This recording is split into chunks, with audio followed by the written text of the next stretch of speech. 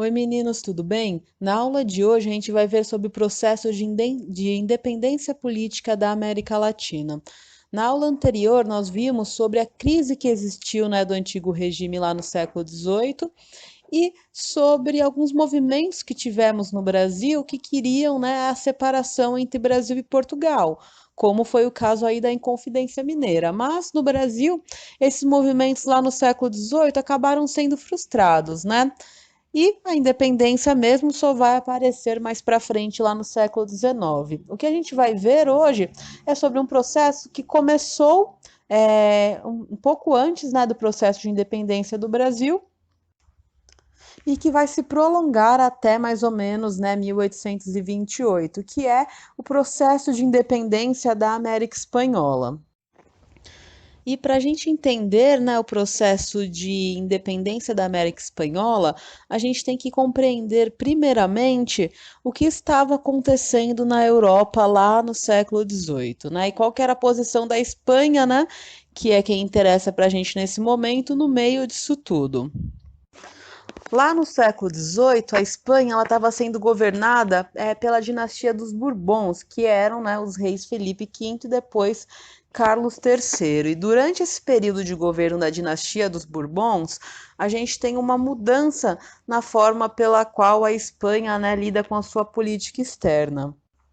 Qual que é, então, né, a situação da Espanha nesse período? A gente tem o envolvimento da Espanha em algumas guerras, como uma guerra com a Inglaterra, por exemplo, e a gente tem um outro problema no meio disso tudo, que é o processo de decadência da mineração que tinha nas colônias. Então, o que estava acontecendo, né?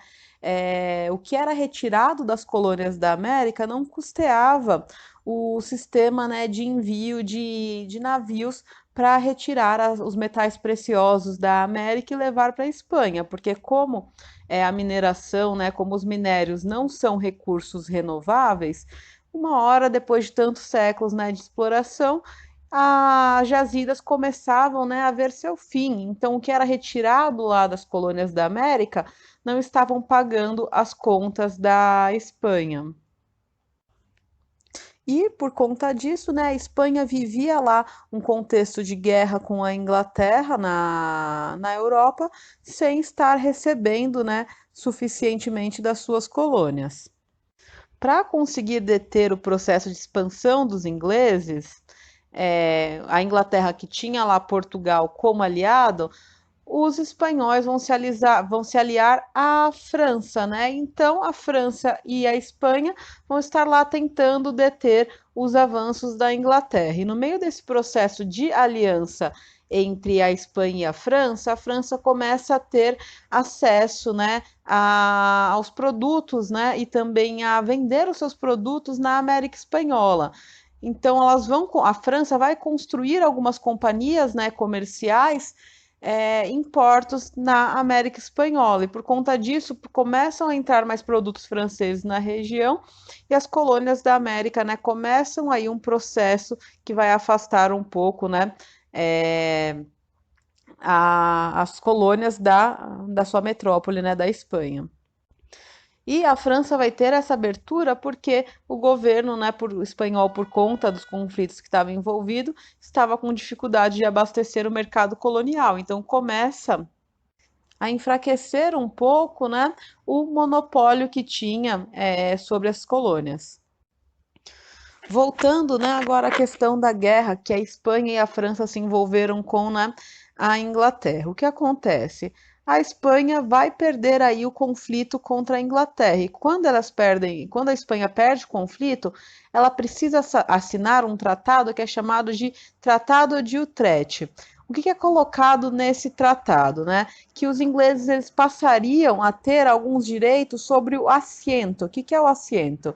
É o sistema de fornecimento de escravos que tinha, né, da Espanha para a colônia, e a Inglaterra também teria direitos em relação ao permisso, que é o comércio de manufaturas com a colônia. Então, a Espanha vai perdendo cada vez mais seu monopólio sobre, né, as vendas, sobre os produtos que tinham com a colônia. Então, eles já tinham diminuído o fornecimento de produtos para as colônias na América por conta, né, da aliança que tinha com a França, e com a derrota que sofrem para a Inglaterra, os espanhóis, né, perdem mais alguns pontos, né, dentro do comércio colonial, porque eles perdem o direito de vender escravos e eles perdem aí o direito de monopólio das indústrias, né, porque a Inglaterra tem agora, né, um direito de comércio de produtos manufaturados com a colônia. Então, o mercado inglês, além do mercado francês que já estava entrando lá,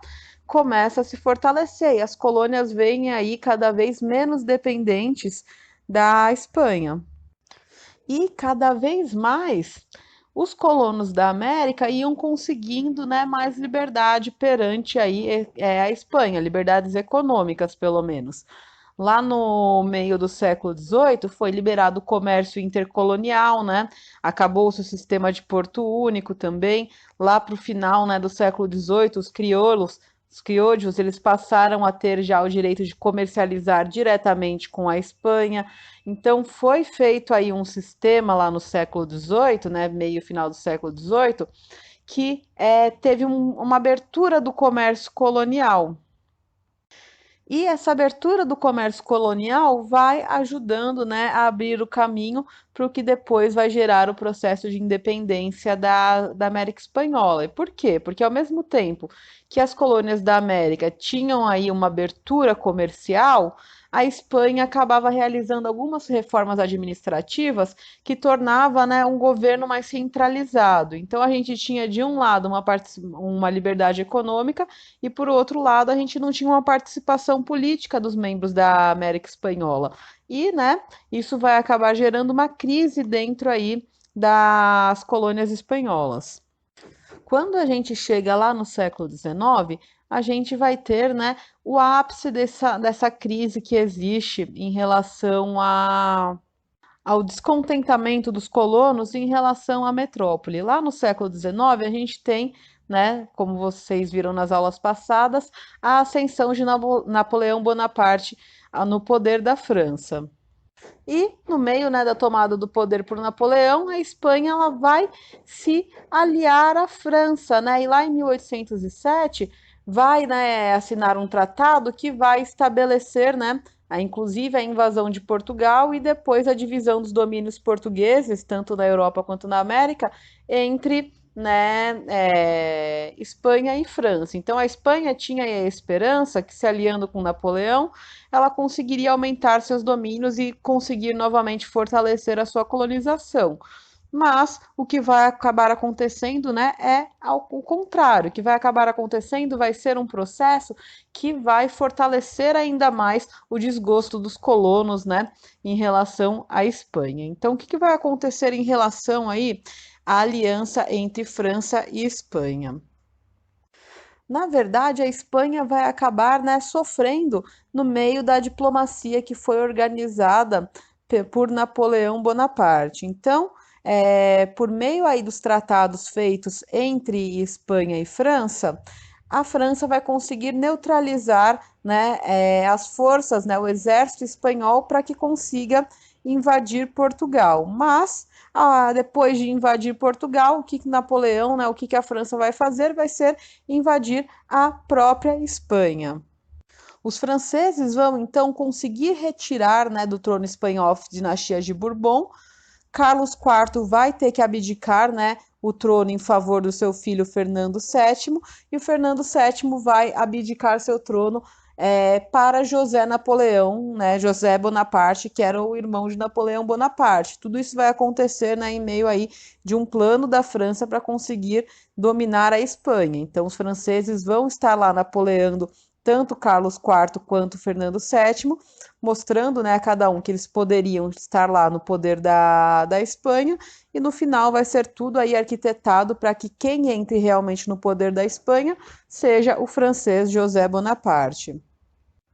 Mas essa dominação francesa na Espanha vai acabar levando a uma resistência popular muito grande. Então, os espanhóis, né, vão querer retirar José Bonaparte do poder. E quando não conseguem, pelo menos não, né, nesse primeiro momento, a gente vai ter, né, a formação de juntas governativas na Espanha, que vão ser a Junta de Servilha, a Junta de Cádiz e a Junta Central, que vão ser feitas aí para governar de uma forma, né, à parte de José Bonaparte.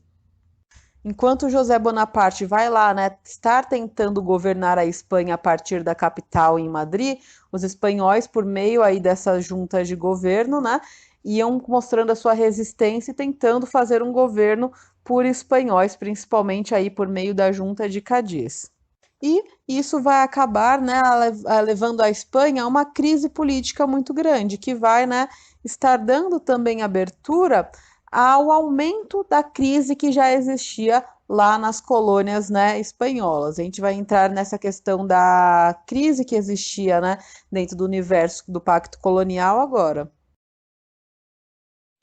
Agora que nós já vimos como, né, que os espanhóis perderam o governo, né, da Espanha para a França, nós vamos ver como que isso impactou lá nas colônias da América, porque mesmo que tenham havido, né, outros motivos também para o processo de separação, para o processo de independência da América Espanhola, nós tivemos nós tivemos também, né, uma influência do contexto que existia na Europa, que foi esse contexto onde, né, José Bonaparte ascende ao poder, né, ascende ao trono da Espanha, e isso acaba levando a uma crise política lá. Só que essa crise política não acontece somente na Espanha, né, ela também acontece dentro das Américas. E como que isso acontece? Quando José Bonaparte entra no governo da Espanha, a gente tem também uma reação que acontece nas Américas. Então, lá na Espanha, a gente tem a formação das juntas governativas, e nas Américas, a gente também vai ter a formação de juntas governativas que vão querer estar governando, né? Fora do governo de José Bonaparte. Então, os antigos cabildos lá do período colonial, eles vão ser transformados em juntas governativas. A gente vai ter então as juntas governativas do Alto Peru, de Caracas e de Buenos Aires. Essas juntas vão aumentando cada vez mais entre 1808 e 1810. E a liderança, né, das juntas governativas vai caber à elite, né, das colônias naquele momento, que eram lá os criollos, né? E dentro, né, desse governo das juntas governativas na América, nós vamos ter três tendências políticas diferentes. A primeira tendência política era uma tendência que defendia uma fidelidade a Fernando VII, que, né, para esses colonos, o Fernando VII ele era considerado o verdadeiro, né, o legítimo rei da Espanha. Já uma segunda tendência política, ela defendia o Fernando VII, mas ela queria que a América tivesse autonomia em relação à Junta de Cádiz.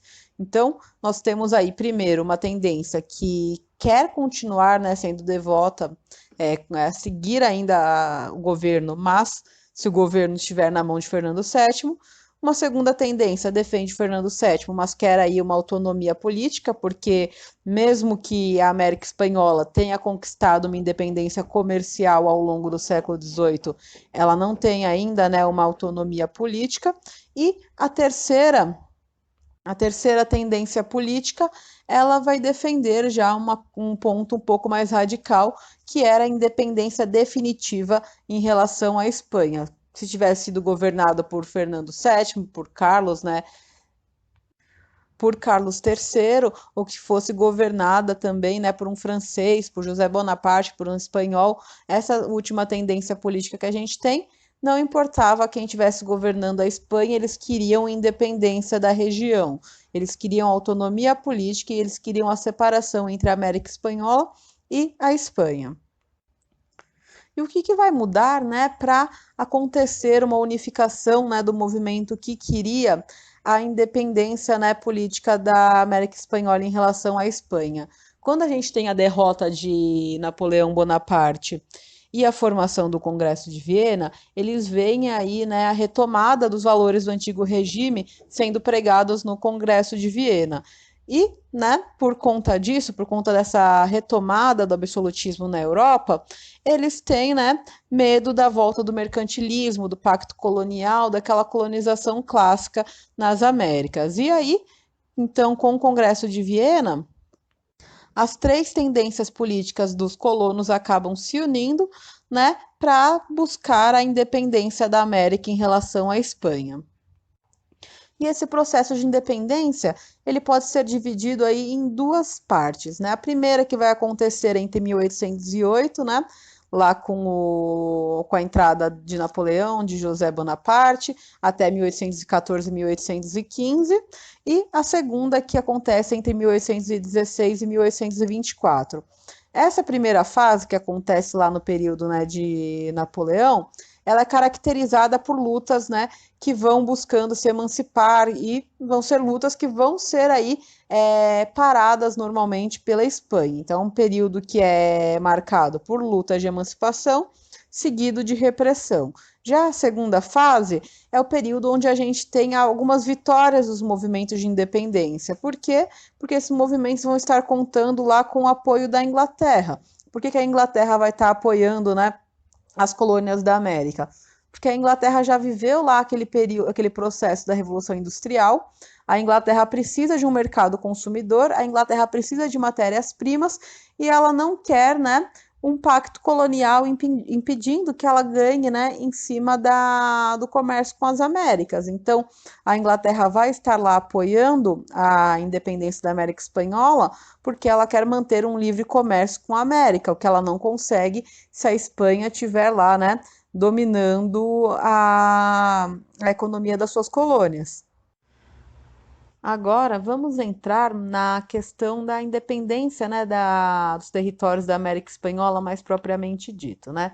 Primeira coisa que a gente tem que saber para entender como que foi o processo de independência da América Espanhola é que a elite espanhola não era uma elite unificada. A elite brasileira, por exemplo, era uma elite que era essencialmente rural e que tinha a maior parte dos seus interesses em comum. Então, quando o Brasil vai lá no seu processo de independência, a gente mantém uma unidade, porque a gente tem aí interesses em comum na nossa elite. Mas na Espanha, a gente tinha alguns conflitos que aconteciam entre a elite, conflitos econômicos e conflitos também políticos.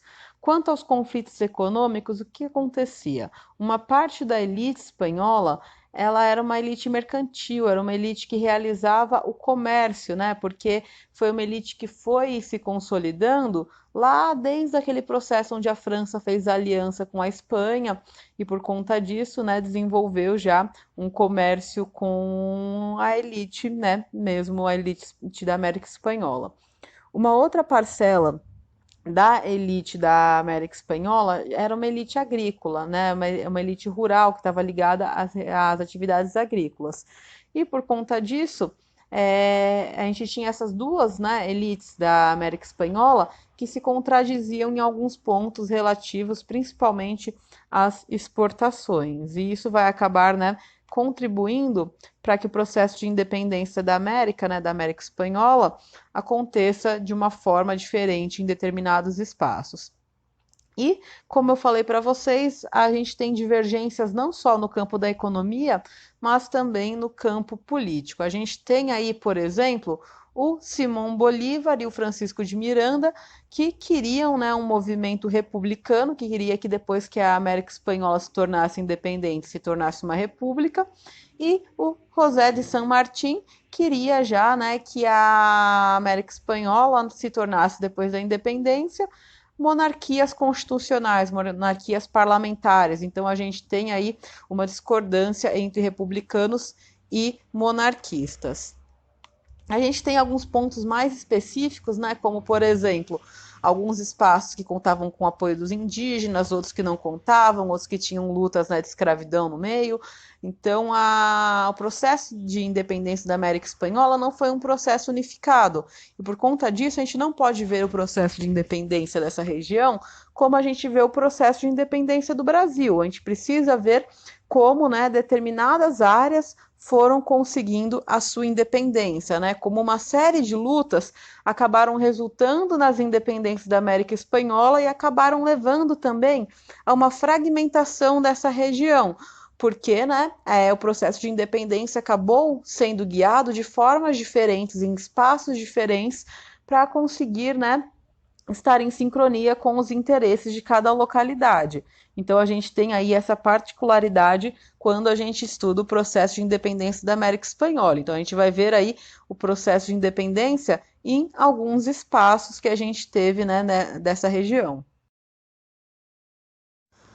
E no meio desse processo, né, de independência da América Espanhola, que a gente vai ver aí mais profundamente na próxima aula, é importante que a gente veja um processo de independência que tem um caráter muito singular, né, que é o processo de independência de uma colônia francesa, que é a região do Haiti.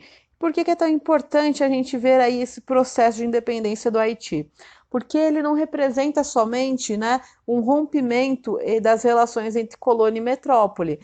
A independência do Haiti, ela representa também um avanço do movimento anti-escravista, porque a independência dessa região é um processo que é intimamente ligado com o movimento contra a escravidão. E por que, né, isso acontece?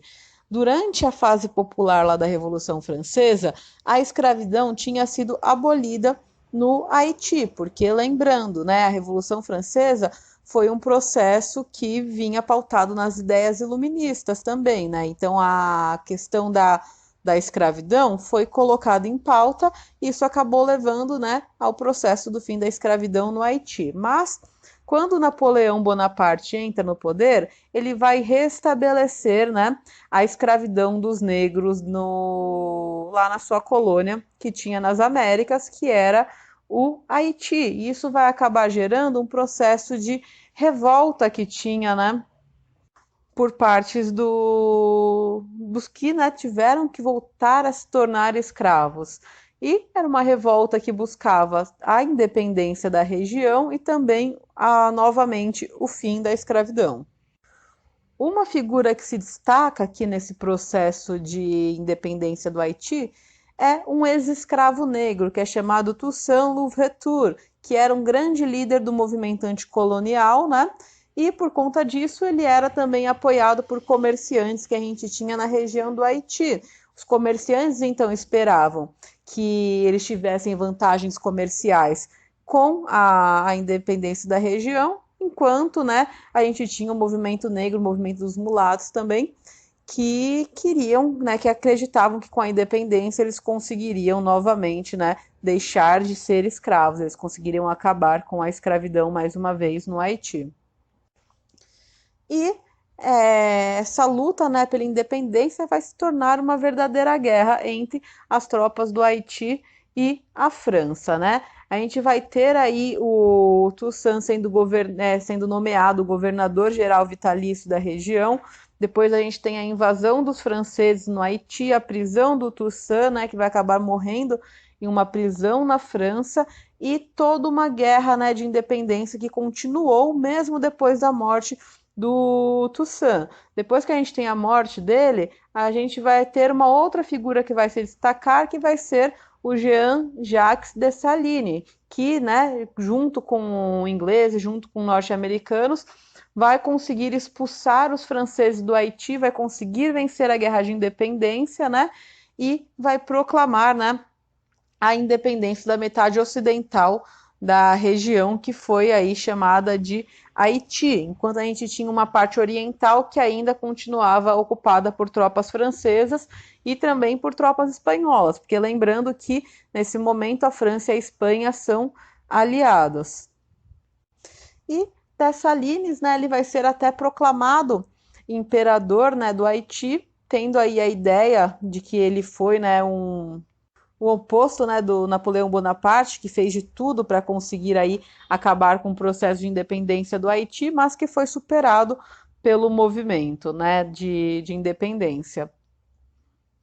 E durante o seu governo, o Dessalines ele vai defender uma unidade do Haiti, mas essa unidade ela acabava sendo prejudicada porque tinha um antagonismo muito grande entre negros e mulatos na região. E por conta aí, né, desses antagonismos que existiam entre os grupos sociais, a gente acabou tendo, depois da morte do Dessalines, algumas rebeliões que tiveram na região no oeste e no sul, né, pedindo aí um governo republicano separatista que acabou posteriormente distribuindo para os camponeses alguns lotes de terra que foram expropriadas dos latifundiários. Então, acabou, né, nascendo depois da morte do imperador do Haiti uma república que teve as suas origens na luta contra a escravidão e contra, né, o processo de colonização que ainda continuava lá na região. Só que essa república, né, do Haiti vai acabar nascendo depois de uma guerra muito grande, né? A guerra que a gente teve entre 1802 e 1804 acabou devastando lá a região. As plantações, né, e as instalações agrícolas foram destruídas, os hábitos de trabalho, né, por conta da necessidade dos homens da guerra, foram desaparecendo, tiveram muitos homens mortos, então o Haiti, né, nasce ele nasce como república em um momento extremamente difícil, né? E demora, né, para conseguir aí se organizar. Então a gente tem aí esse processo, né, de independência de uma colônia francesa que é interessante nós analisarmos antes, né, de entrarmos no processo mesmo de independência da América Espanhola.